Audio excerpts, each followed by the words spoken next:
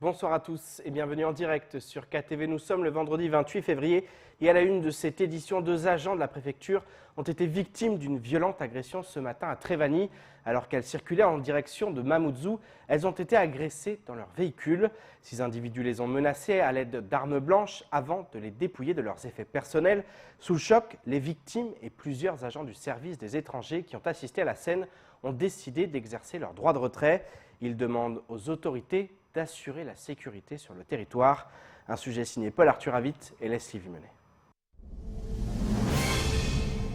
Les droits de retrait liés à la violence ne sont pas propres aux seuls établissements scolaires.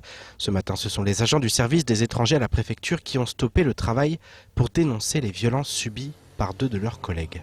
En se rendant à leur travail, 2 agents de la préfecture ont été agressés et que d'autres aussi ont été témoins de cet événement-là. Donc les 2 agents sont psychologiquement atteints.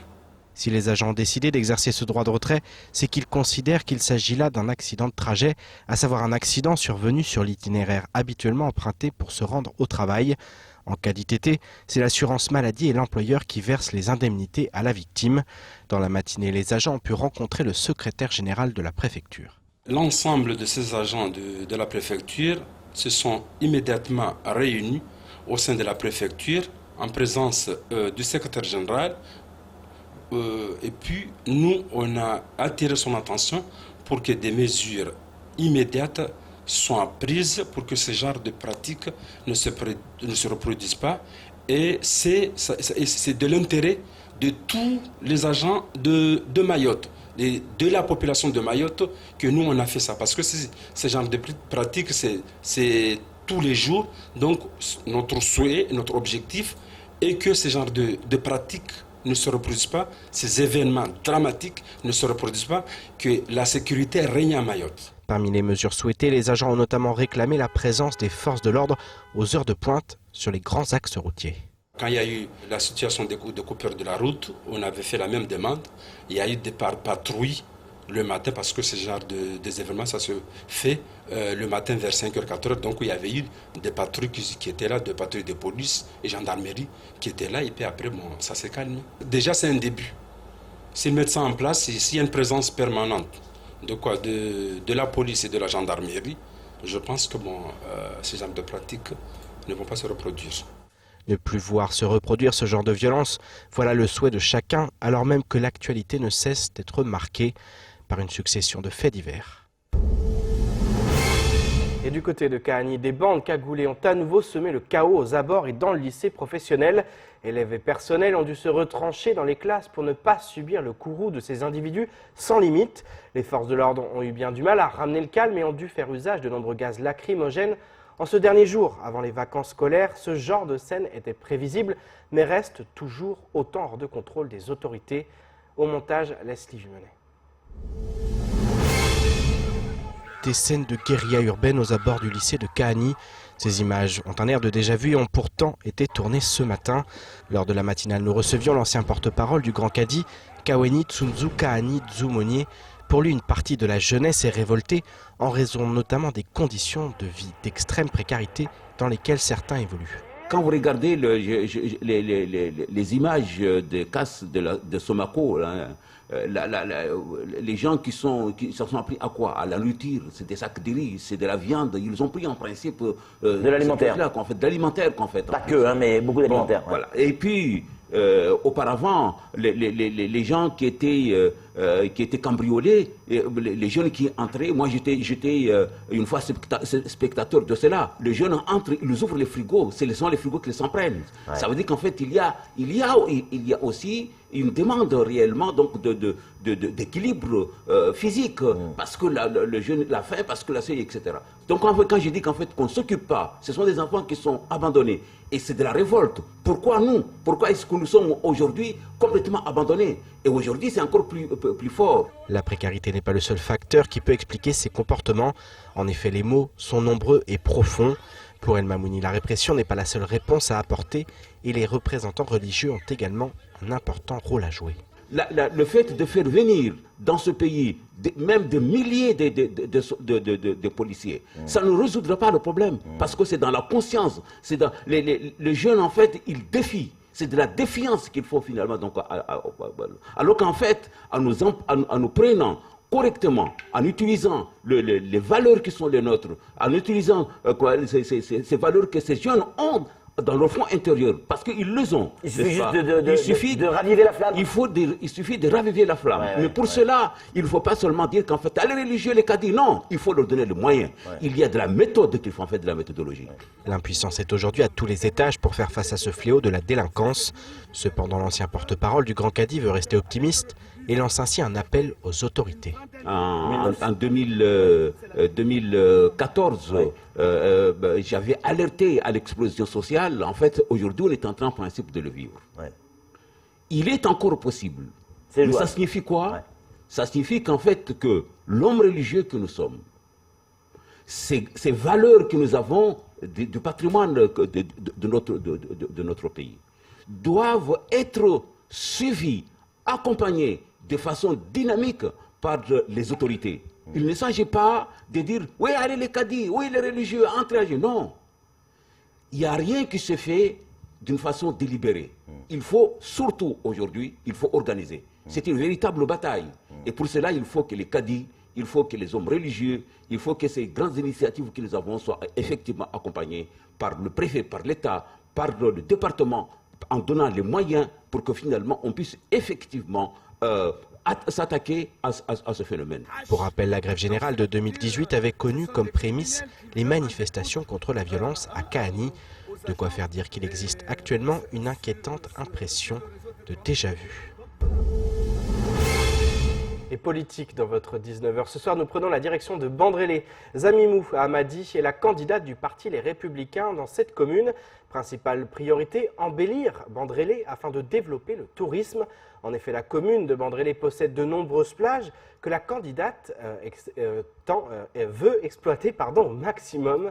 Je vous propose d'écouter sa réaction lors de la matinale de Kwesi.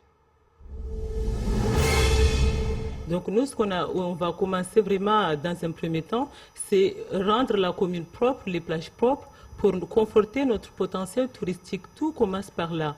Et puis aménager nos plages, faire en sorte à ce qu'on puisse avoir des belles plages, les accès soient bien aménagés, qu'on puisse avoir des parkings sécurisés, parce que c'est bien beau d'avoir le tourisme, mais si les touristes ne se sentent pas en sécurité, les touristes ne viendront pas chez nous. Donc aménager les plages, les rendre propres, aussi, surtout, les rendre très actives, parce que souvent, quand on va dans les plages, les touristes, quand ils viennent chez nous, ils s'intéressent aussi aux activités nautiques que donne la commune en termes d'activités. C'est pour ça qu'on fait en sorte à ce qu'on active toutes nos plages, de sorte à ce que les touristes, quand ils viennent chez nous, ils s'intéressent à l'ensemble de nos plages. Chaque plage sera spécialisée sur une activité donnée. On aura une plage qui sera spécialisée sur les sorties à mer, les randonnées aquatiques. Il y aura une plage spéciale par rapport aux enfants. Il est temps de faire le tour du reste de l'actualité locale avec notamment l'événement Femmes d'exception ou encore le lancement de la plateforme Signal Conso. Au montage, Leslie Bumenet. Les erreurs, les fraudes, les arnaques, les manquements aux règles de sécurité sont autant de situations qui peuvent avoir des conséquences lourdes sur le pouvoir d'achat ou la santé des consommateurs. Ainsi, un dispositif d'alerte simplifié et intuitif intitulé Signal Conso a été mis en place. Ce dispositif, accessible depuis un téléphone mobile, a pour objectif de moderniser les relations entre la répression des fraudes et les consommateurs, tout en informant de manière transparente les professionnels. La Direction générale de la concurrence, de la consommation et de la répression des fraudes a lancé la plateforme Signal Conso le 18 février 2020 afin de mieux protéger et accompagner les consommateurs face à des infractions.